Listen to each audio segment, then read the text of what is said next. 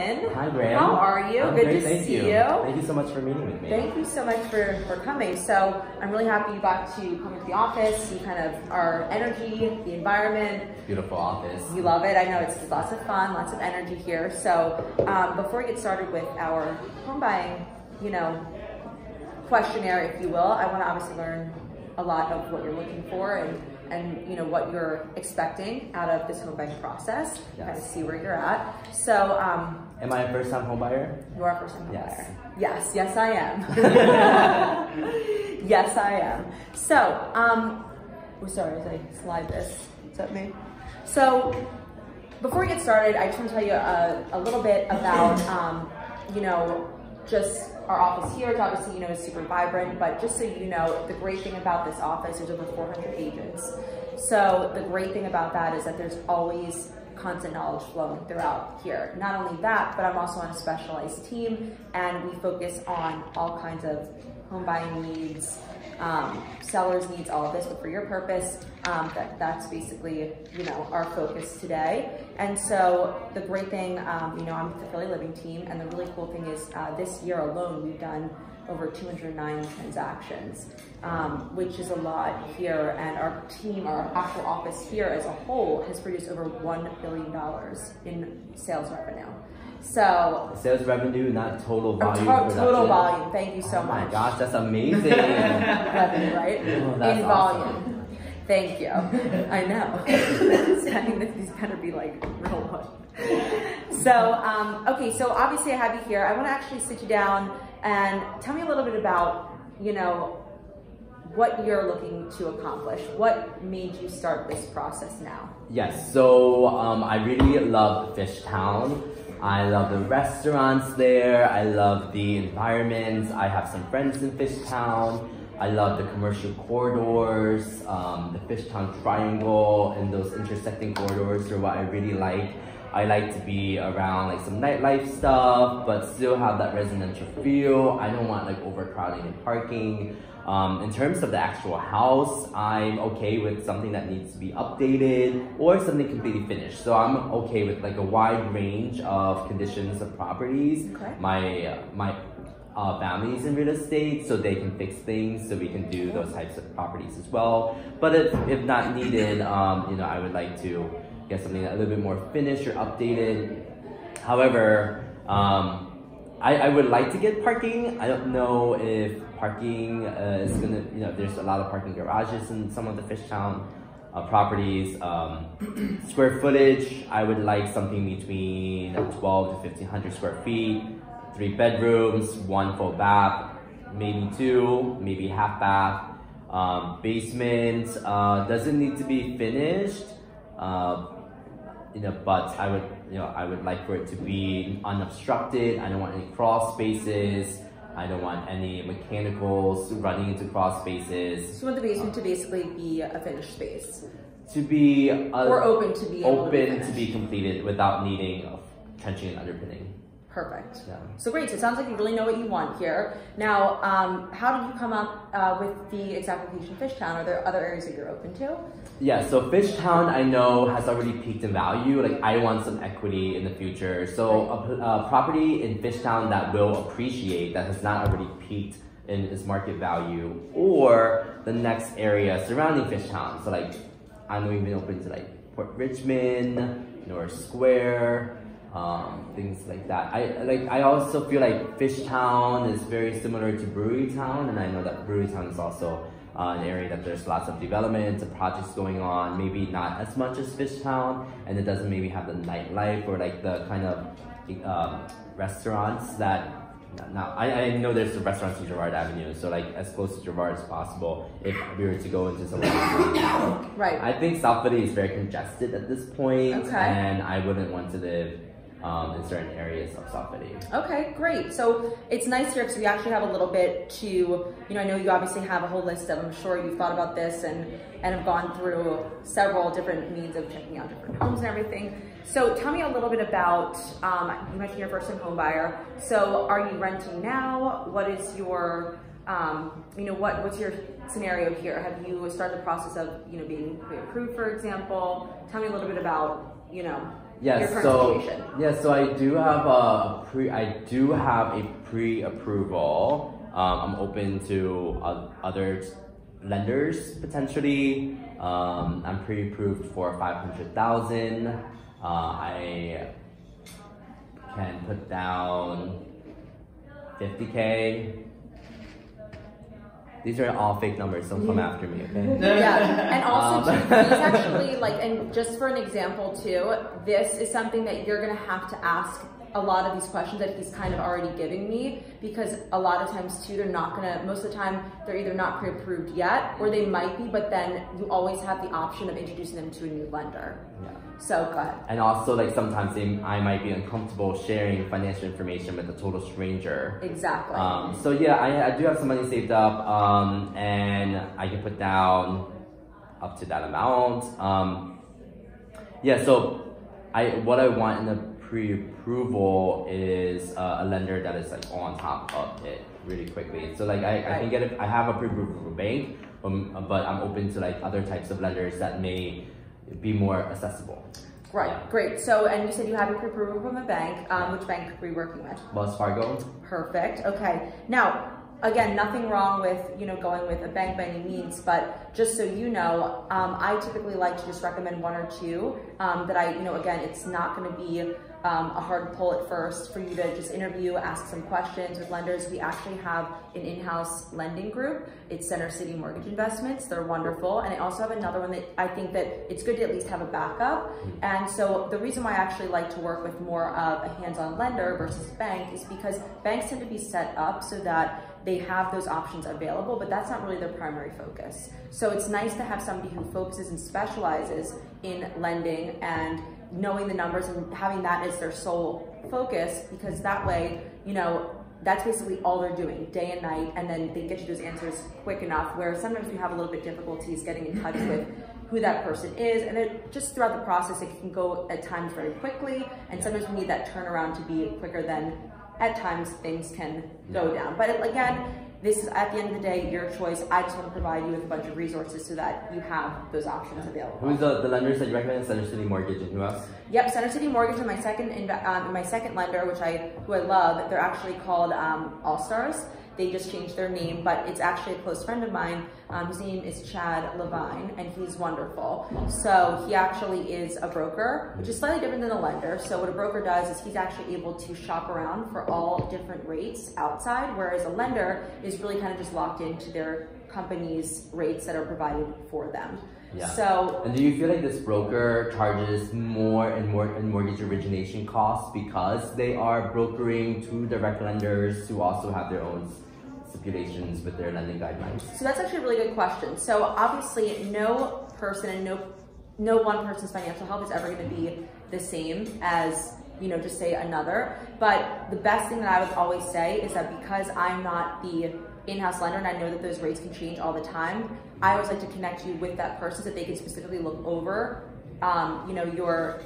your financial health, and then they can actually provide the best options for you. I don't find that, I find that they're actually, in general, they can give you a better idea, and maybe there's some options or plans that you're open to that you might not have even had that just keeps more money in the bank for you. So that's our goal, is to keep as much money in the bank as possible, and to get the best rates, of course. So that we can buy our next investment property. Exactly. Yeah, thank you. So, perfect. So, I'm actually, so kind of got like an overall general idea of how this process works. And I know that, since you haven't bought before, I'm sure obviously since your family's in real estate, I'm sure you've kind of seen like from a bird's eye view of what that process is. So in this packet that I have here, I actually have a printed guideline of just the process of home buying from start to finish. And I'm actually not going to go through every single page with you. This is just kind of fun reading on your own. But what you'll actually see in this is, you'll basically see, a little bit about myself. And again, guys, you can kind of follow a little bit. But a little bit about myself. I always say, I always introduce myself, but by now, Grandma the Graham Cracker. I want you to feel comfortable enough with me so that you love it. See, everyone laughs. But I want you to feel comfortable enough with me. The biggest thing in this process is going to be communication. And I know that that's, that can mean a lot of different things to many people, but communication is the biggest thing. I want to know if you're not liking something or how things are going. I want you to know that I am all ears, and I want to make this process the best situation for you. Oh my gosh, these are beautiful. Thank you. I have no more color left in my printer. Oh my god, is Philly living paying for all these color printing? They are. Oh Charge it. Yes. If I were a realtor, maybe I would consider joining the team. Right? It's okay. we're killing trees.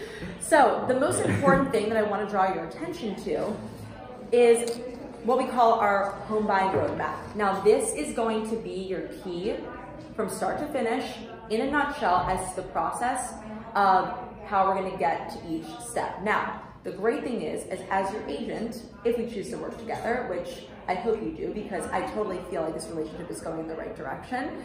But again, it's also me setting expectations for you as the buyer. The biggest thing when I say communication that falls apart is that sometimes agents, basically will create a little MLS, checklist off after this conversation. They'll come in, they'll create what you guys need, and they'll just put you on the MLS and they vanish. But I want you to know that I'm actually going to be here for the entire process. So I'm not going to be handing you off to 3-4 different people.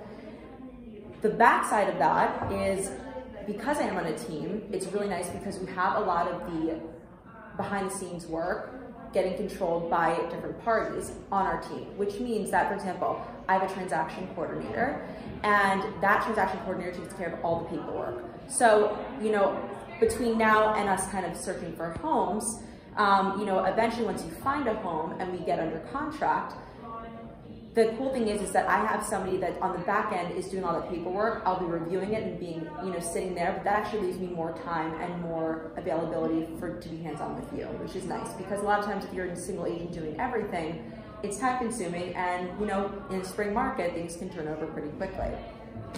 So, and who are the people that will be doing the transaction coordination? Thank you for asking. So I have a member of my team, and we always set this up. So usually when you get under contract, which is not, for a little bit, but when you get under contract, I usually set you up with either a girl named Erin on our team, or her name is Anna.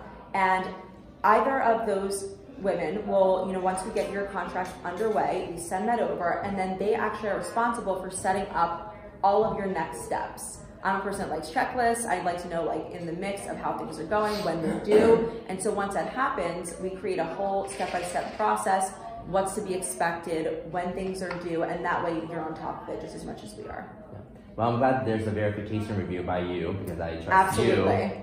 Yes. And that's a good point too. So just so you know that I'm reviewing everything, and I'm not just handing it off and just, saying, I trust that, I do trust our team, but at the same time, I'm always a second set of eyes. I'm the first person and the last person that's going to look at all of those contracts. Okay. So, with that being said, right now, this is actually, so not only this, obviously your home buying map here, which we can take a look through. So right now, we're kind of in this process of, you're checking out realtors, you're getting your feet wet, you know what you want, but I think you're now ready to start the process. You've already obtained your mortgage pre-approval, and now we kind of travel down the road here. And what we're gonna do is, right here, is we're gonna ask a lot of questions and kind of dig a little bit deeper as to what your needs are, so that we can focus on the proper houses, because I'd rather send you 5 listings that are exactly what you want by asking a lot of questions, rather than asking little questions and then us seeing 1,000 properties, because that's not a good use of your time or mine. Does that make sense? Yes. Cool. But I'm ready to see 1,000 properties too, if you are. Listen. Listen, I will do what it takes to find the perfect home. However, that's the purpose of this meeting right here, because right now we really want to get to the focus of what you're looking for, and that way, the goal is that we don't want to really look beyond 10 properties, I'd say, because after 10 properties, there's something that we're missing. And if that's the case, that's not a problem at all. We'll just come back, we'll reset. Maybe we're not seeing things that are in the market. Maybe we have to get more creative. But again, it's always kind of touching base along the way to make sure that we find that perfect home for you. And do you feel like there's going to be new inventory that's going to be in the future? And do you have access to new inventory that might be in the future? Yeah, that's a really good question. So as far as inventory, the cool thing about not only working with a team, but in such a large brokerage as KW Philly, with over 400 agents, we have a separate site, which is really great because we kind of, tend to get first dibs on a lot of these off-market properties. Especially in a spring market, off-market properties are the golden ticket because a lot of times, these things get snatched up very quickly. And to kind of segue into that time frame that you're looking at is, how long does this process actually take? Like, just say I see a home that I like, what do I do? What's that time frame? Like, how quickly can I get this house and move in? So to segue into that, the good thing is that I actually have access not only to the MLS, which is Bright at this point, and Bright is our search system, a multiple listing service. It houses all of the inventory that's already listed or that might be coming soon, although it's really within, new rules and regulations that happen with that. However, I also have access to off-market listings, which, I will be on top of and send as well, if that should, match your property. And so to segue into how long does that process actually take, what happens when you really like a house, right? I'm sure you're like, what are the steps? So the cool thing is you've already had your pre-approval, and the pre-approval is the biggest ticket to starting and actually getting onto these searches. So will I take somebody out who doesn't have a pre-approval? Absolutely. First showing, sure, get a little feel for the market, but in order for me to do my job in the best way possible, I really want you to have that pre-approval because that's actually showing the sellers that you're ready to rock and roll, and that's basically like bringing your wallet to, to any kind of purchase. But without a pre-approval, just say you love a home, right? And you can't basically buy a home because you're not showing the sellers that you're qualified yet. So that is a really important piece to even just start with. So that's the first step, which we already have covered. Now we're obviously going to set up your search. We're going to ask a couple questions where you'll do most of the talking from here on out, and basically that time frame can be as quickly as 30 days to 45 days. And so you'll see here that I actually have something that I like to call, this is my one. And I'll show you guys this, but I have it also up on here. But this is actually a really cool, between the roadmap and this sheet here, these are your most important sheets. And what this is it's basically a reverse timeline. So unless you really have cash, you're paying with cash, which obviously we're not here in this particular situation, 30 days is usually like the earliest that we can close. There's nothing to be handled on the back end with the mortgage, so it takes out a lot of the process. So just say here, we're in February. So just say, do you have a particular move-in date in mind? No, but I do have to coordinate with my lease. So my lease is ending soon, but it will convert to month. So I have to give 30 to 60 day notification. Okay. I have to look at my lease. Great. So it's obviously determined upon your lease. So the best thing to do too is just to, once we're kind of getting into the process, the best thing to do, and once you find a home, is to give that notice and kind of see some of your options. Sometimes they'll have maybe like, you don't have to pay out maybe all the months that you have left. Sometimes people just wait until their lease is completely finished before they can move in. So really what we want to see is that sellers obviously are going to hold things on the market for a long time, especially, in a spring market where things are flying off the shelves. So what I like to say is just say that our date is April. So if this is April 1st, right? And since we're obviously close here, I'm just gonna give a quick example, but since we're in April, I like to move back between 45 to 60 days because that's the amount of time frame that you're gonna need to do all the things after you're under contract. So I always say that the goal of being under contract, if you have a specific date in mind, is to be under contract within that 45 to 60 days of when your settlement date is. Does that make sense to everybody? So if your settlement date is going to be, just say, mid-April, we really want to be under contract by early May. right? So if that's your move-in date and you have a specific move-in date in mind, this amount of time gives us enough of a time frame to allow for mortgage, to do the underwriting process and all the back end stuff, which once we get there, we can go into more detail. But ideally, you know, this is kind of the point at which you can look ahead and plan. Whereas, you know, I know that you have a lease that you have to finish, but basically any time from that 30 days, you can start searching to 120 days. So it could be anywhere from a month to 4 months. It's really an ideal time to start kind of getting your feet wet and asking all these questions.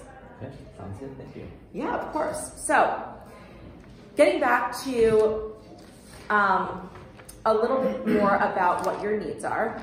So obviously you mentioned Fishtown, nightlife, all this stuff. Tell me about, are you the only person on this transaction, or do you have a significant other that will be one of the decision makers in this process? Unfortunately, no, I'm single. Oh, me too. Really? No. He's like, really? But he's like, no, I'm not, sorry. But me, Min, myself, and I. Min, myself, and I love that. You might have to be my coworker. Okay, great. So I was asked that question too because it's important for anybody who is actually making the decision, who's actually purchasing, to actually be here in this conversation or to be at least looped in. And usually that question, you know, I like to ask before, but since this is our first meeting, I like to know, you know, all parties who are being involved in this transaction because all opinions at that point matter.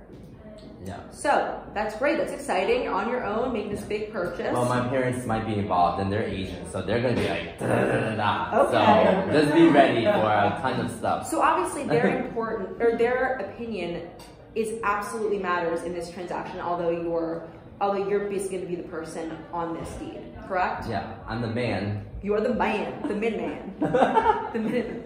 So basically, so the cool thing is that what are your parents, well actually, not the cool thing, I want to actually know a little bit more about what that means as far as them being involved. Do they need to see all the properties with us? Do they like to be in the loop? What is your expectation of them being involved? I would keep them in the loop, and if we identify a property that we really like, we may have to do a second visit with both of them there, just to you know, investigate the specs of the property and the technical elements and condition. Cool. Totally all welcome for any of that. I always just, you know, like to know too. If there's anything that they need from me, feel free to obviously give them my contact number. More than happy to answer any questions. I don't think you want to talk to them. You'd be surprised. I'll probably be at your next dinner. You like pho? I do. Oh my gosh, you're going over. Same side note. But again, like this is like the rapport that you want to start building. This is actually building that trust and that foundation before you start working together. So it should be a conversation like you're sitting and relaxed about, you know, what you're looking to do. Okay, so we kind of talked and reviewed about price. Now you mentioned that you're pre-approved for $550, but what is your ideal price range? Obviously, if you don't have to spend that max, like what price point are you really looking at? What would you say a new construction you're going for, the range of new construction in Fishtown? Well, honestly, there's, you know, I never really like to set a bar necessarily because I think that there's a lot of options, whereas just because it's new construction, it might be, usually new construction tends to be priced a bit higher, just because they're using fresh materials, they have you know, all kinds of new luxurious things that they'll market and everything, and again, it's a little bit more up to the contractor than it is about market value. So can I get new construction for $500,000 in Fishtown these days? I hear there's a tax abatement. So that's a really good question. So the tax abatement is an interesting topic now because what's happening is, you know, that's process been at a halt. So anything that's happened prior to 2020, right now, if just say you've been locked in for a tax abatement that's already been approved and has been locked in, then you have that ability for a tax abatement to not pay those taxes for up to 10 years. Yeah. Unfortunately, if that buyer, if that seller or if that project manager hasn't, then that home will be assessed based on that land value and what they're actually adding to it. So with that being said, unfortunately, it's really hard to determine what those tax numbers are, but the best thing to do is to I can send you a website that will kind of help you figure out something around, you know, what that price point could be. But for $500,000, you absolutely can find new construction. We can absolutely get you something that, you know, you're looking for. Yeah, I mean, I would want something that I appreciate. So like, something I can put work in. Like my range is like from 200 to $500,000, depending on the condition. Obviously, I can put some sweat equity and get some instant equity on that. That would be fantastic. Great. And if it's new construction and there's a tax abatement and there's still room for appreciation on the market value of that in the future, I'm open to that as well. I feel like Fishtown may have already kind of developed near its peak on certain areas, but we can move outside of that. And you know, I'll just rent out bedrooms or whatever. But yeah, price range, I'm flexible. I know there's a lot of options. So maybe when you send me lists, you know, like the list could be like properties that could be rehabbed, properties that are like moderately renovated, and then new construction. Exactly. So usually when I hear of a range like that too, I like to actually organize it just like you explained. I like to organize it basically into tiers. New construction, it could be maybe a section for, you know, usually it's like an average plus, and then we have our TLC, you know, kind of take care, give a little love investment there. And basically what we can do is we can kind of take a piece of each of those, and I'll organize that process for you, and I'll send you all of those, you know, those listings available. You can actually have the ability to look through all of the ones that I send based on what we've spoken about here. And we always have the option of changing what, you know, what comes up. My job is to basically make sure that I'm listening to what you have and what your needs are, but also if I should see something that I think might fit your needs, it's important that I bring that in as well. If we do find a property that needs TLC, do you have any recommendations for general contractors? I just murdered mine. His body's floating in the Schuylkill River. Oh, okay. Because they're the bane of my existence. Yeah, honestly, general contractors, there are plenty of them. There are also plenty of bad ones. Yes. So, you know, I've worked with several. I also have a backup as far as we have a whole, I like to call it Rolodex, of contractors that we've worked with that have actually done our team's own construction. And of course, you know, I wouldn't send you something that we haven't sold or have good feedback on. So if you do need any of that, I'm also that resource as well. Perfect, thank you. Of course. So tell me, lastly, so I know you mentioned obviously some of your needs here. Do you need to be close to, now you mentioned that as far as a parking space, is that a necessity, or is that something that you would like to have? So I drive, but if there are easy bus routes to Center City, that would be fantastic. I know there's the L train that runs on like Front Street and converts into Kensington Avenue. So like if it's on there and it can connect to Center City, that's cool too. I won't need to drive as much, but I don't want to be like driving around searching for parking for a long period of time. So if there is street parking that is not overly congested, so anything that's so close to any busy commercial mixed-use corridors may be a little bit problematic. I want easy access to parking. I know that's a huge issue. That's why I'm moving out of Center City. Great. But I need to access Center City. So public transportation I'm okay with, but I would like to have easy parking. If there's new construction with parking spots, that'd be great. That's ideal. If there are properties where we can reconfigure kind of the dimensional standards of the parcel, and we can add a parking spot, or maybe if there's like two parcels next to each other, and we can buy both and then convert the vacant lot next to it into a parking space. Absolutely. I'm okay with that as well. Okay, great. So I love that you're open to a lot of different, you know, options and everything. And obviously, you know, depending on specific zoning laws and rules, you know, once we get there, we can kind of explore those options because each thing is going to be different. So I don't want to give you an overall statement that doesn't apply to all the things that we're going to be seeing. Have you had experience with zoning? So I have this great resource, and his name is Win with Minh. And oh he is God, a zoning expert. I hear he's a really good dancer and really good looking too. He is. Really amazing. And he's ready to mingle if you guys, single ready to mingle, if you guys need to take I heard he was a handful. I don't know about him. He is, but it makes him like, that's what I love about him. So anyway, I do have access to obviously certain, you know, zoning regulations. We have websites that we can connect to and people that are, you know, can know a lot more, to be honest, about particular zoning rules and regulations than I do. But then if I don't know the answer to your question, I have no problem going back to get the right answer for you. Yes. So, you know, do we have access to, you know, what those basic zoning rules, regulations are like? Absolutely. But I probably would bring in a little bit more of an expert in that area just to give you all of the right responses, just because I don't feel 100% comfortable with giving you all. Because I know there's like a lot of zoning stuff in these emerging neighborhoods. Absolutely, because they're they're being newly developed and things are are new for them, new for the location. So a lot of those questions have to be raised. So okay, so as we're winding down here, I've kind of explained to you a little bit about setting up on this MLS, right? So I'm sure you've looked over different ways to check for properties. So what are some of the ways you've checked for properties? So Zillow, Redfin are my two favorite. Cool. I know that Zillow now owns Trulia, so all of this stuff is synced. Sometimes I see stuff on Redfin that might be a little bit, some of their functions are a little bit easier. I like some of the capture elements of it. I like some of the alerts from Redfin. So Redfin and Zillow, I hear that Zillow is now going to be licensed in 50 states, so that's going to be exciting. Right. And yeah, so those are the ways I've been looking. Sometimes I'll jump on realtor.com, right? But it's mostly Redfin and Zillow. Okay, great. So, I'm so happy that you're on all of that too. And of course, if you see any properties that you're quickly looking and you want to send them to me, by all means do that. So what I like to do as a realtor and as the person that's kind of organizing this whole search process is I use, again, Bright, but I actually also use another site that I like to use called Real Scout. And I don't know if you've heard of it. Have you heard of it? No. So Real Scout is a really great website. You have to, it's basically just a subscription that, agents can purchase.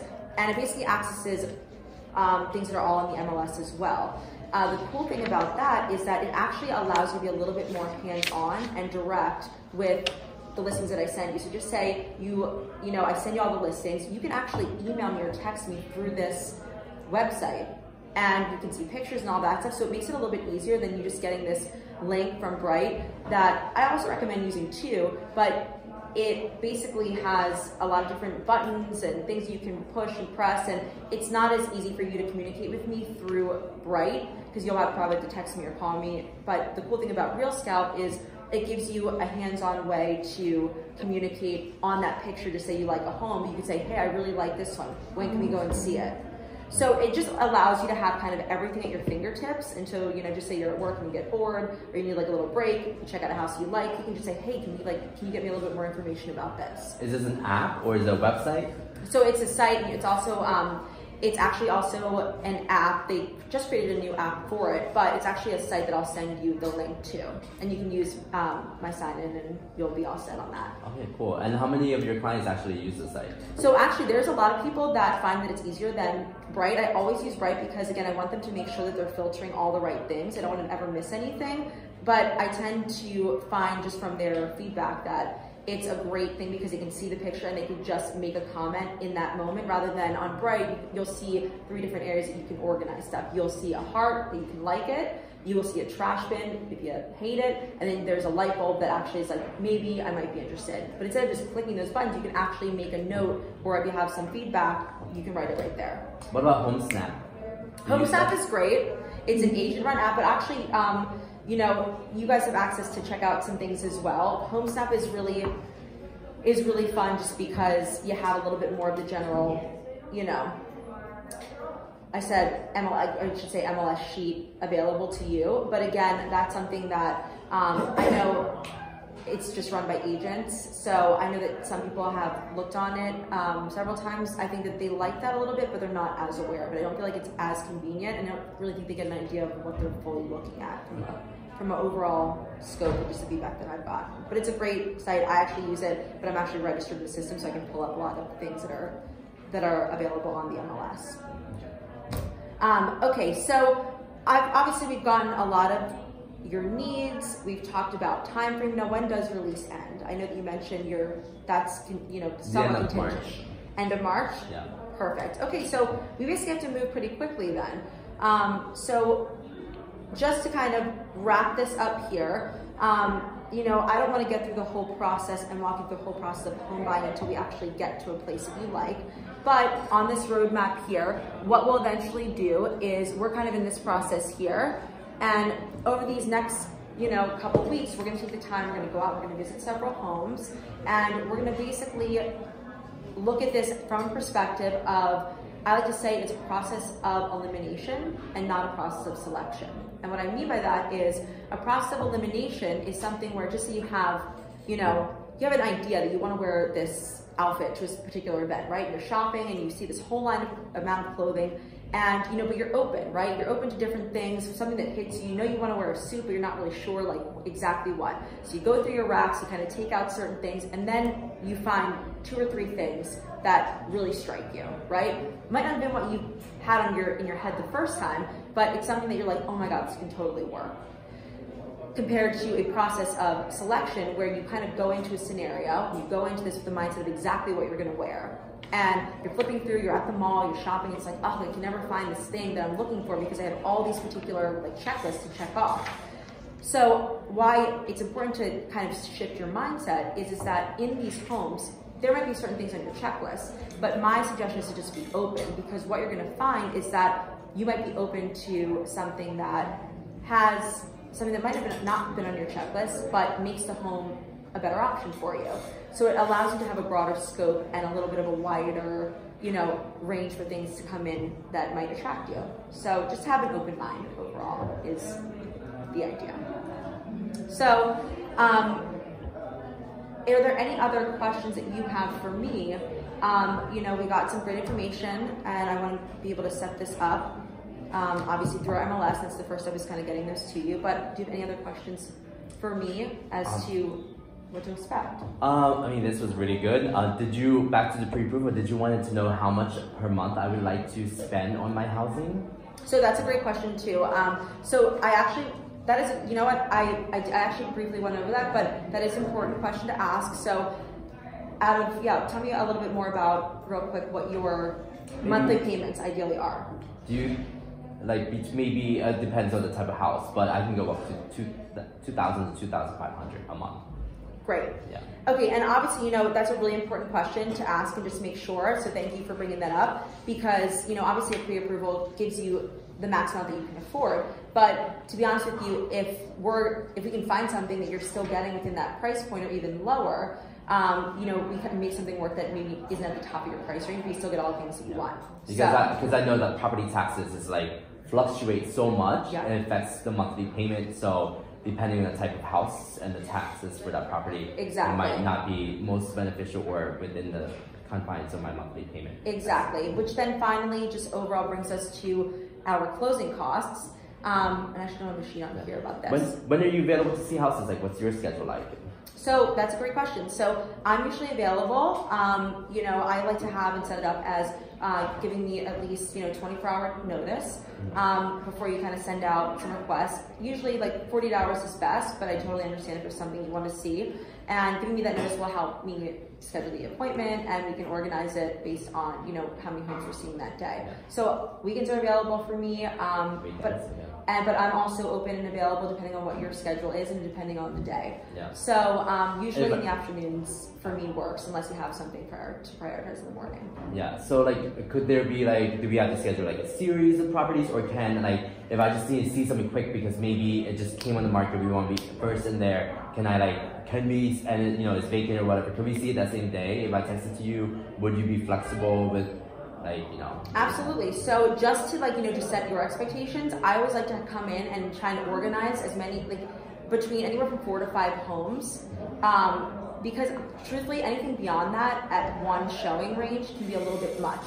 All the homes look the same, they kind of look similar, you forget which ones you like, which ones you didn't like. So I like to kind of keep it at a max of that 5 home range. Now obviously if you have to see more than that and we have a whole day, of course, yeah, I'll do what it takes to to make sure that happens. But just to give you expectations of of your time and energy, because we usually set appointments by 30-minute increments, and traveling times, make sure you get to the right places on time. So of course, if there's something that you really want to see that you added, if I have the time to do it, of course I'll be flexible to add it on.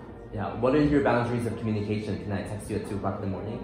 Thank you for asking. So I actually, right back to you, would like to ask you, as much as I am going to be available to you, that's an important question for you to ask. So basically, I'm available up until 9 o'clock. Call, text, email. Usually text is better overall, just because if you kind of give me the heads up with text, That way, you know, if I'm on appointments or anything, I can let you know, and I'll get back to you within, you know, a certain time frame.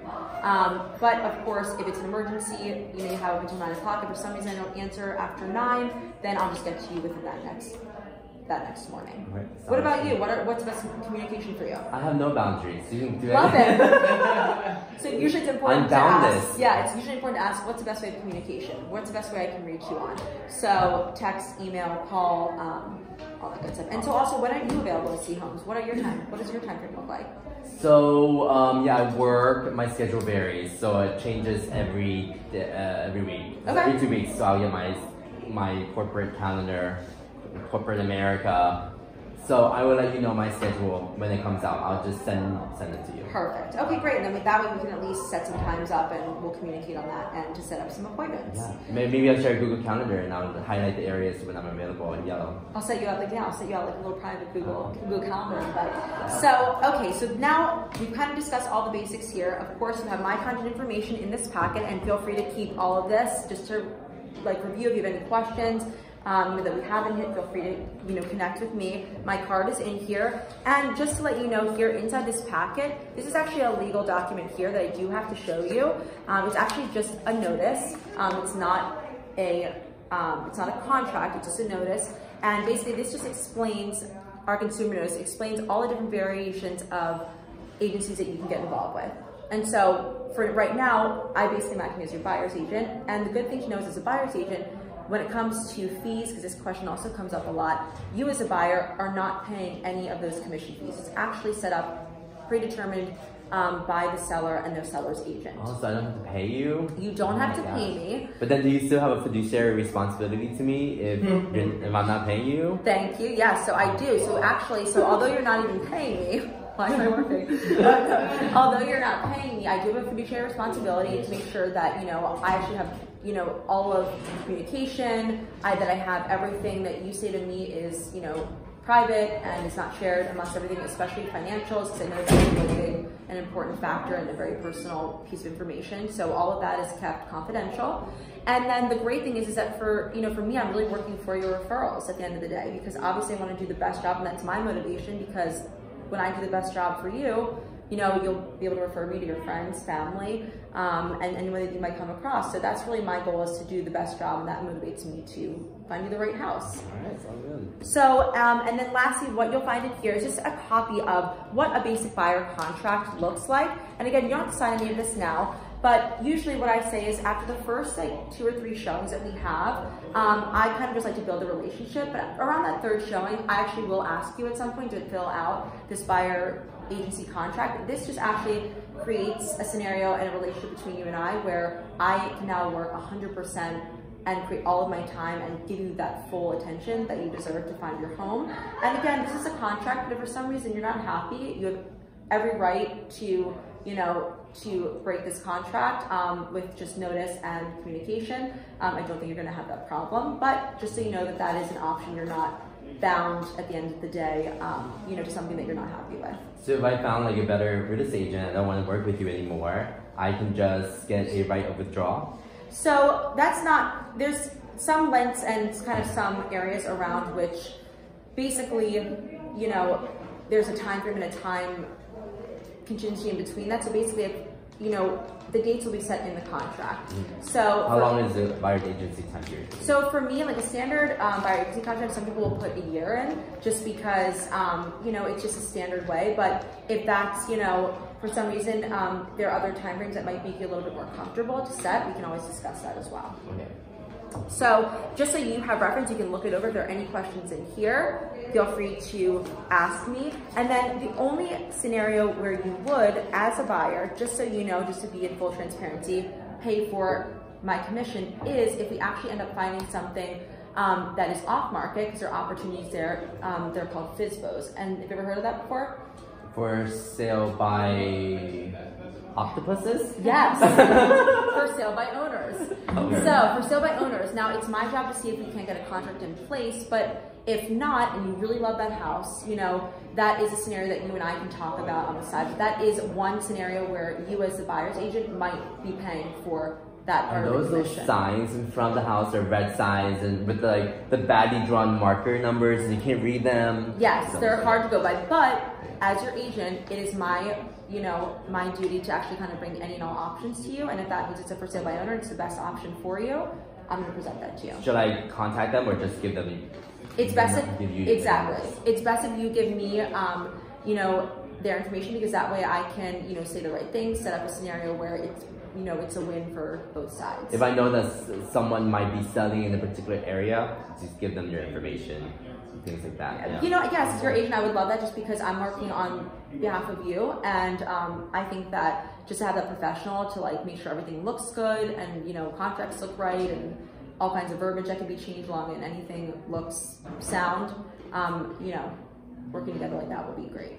All right, sounds good. Thank you. So thank you so much. So I will be sending that along the way, and if you have any questions, feel free to reach out, and then we can start to set up your home search. Yeah, thank you. Thank you so much. I'm Very so nice to meet you. Yeah, nice meeting you too. And just for thanking you, I brought a little goodie bag. So this is something you can reuse. This is from our team. There's actually a shirt inside, so feel free, rock our gear if you're feeling the love, and enjoy that. You can put this in there and have a great rest of your afternoon. I might become a fitty living realtor one day. So, end scene. Thank you so much for doing that. Thank you. The Oscar goes to. I'm just kidding. That was great. Thank you. So, Wait, you recorded that whole thing?